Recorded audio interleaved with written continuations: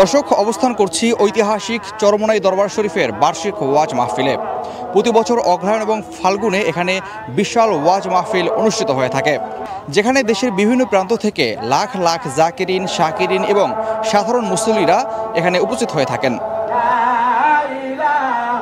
এখানকার পরিবেশ, এখানকার নিরাপত্তা ব্যবস্থা, স্বাস্থ্যসেবা এবং আত্মিক উন্নতি সবার হৃদয় কাড়ে।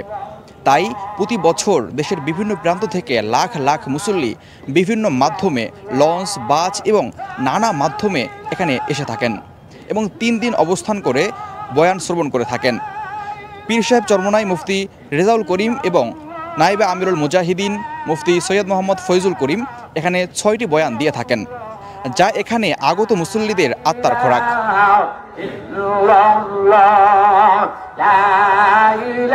দর্শক, এই দরবার শরীফে এসে অনেকেই কিন্তু তাদের দিল পরিবর্তন হয়েছে এবং তারা খারাপ পথ থেকে ভালো পথে ফিরে এসেছেন বলে আমরা জানতে পেরেছি।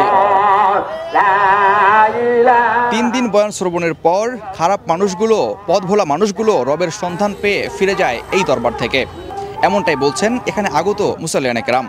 আমরা দেখতে পেয়েছি অনেক নতুন মানুষ, যুবক এবং নানা শ্রেণী পেশার মানুষ কিন্তু এখানে এসে থাকেন।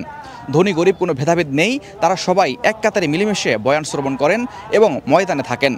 দর্শক, যখন তারা বয়ান শ্রবণ করেন, তাদের অশ্রু, কান্না এবং অবস্থা দেখে যে কারো হৃদয় গলতে বাধ্য।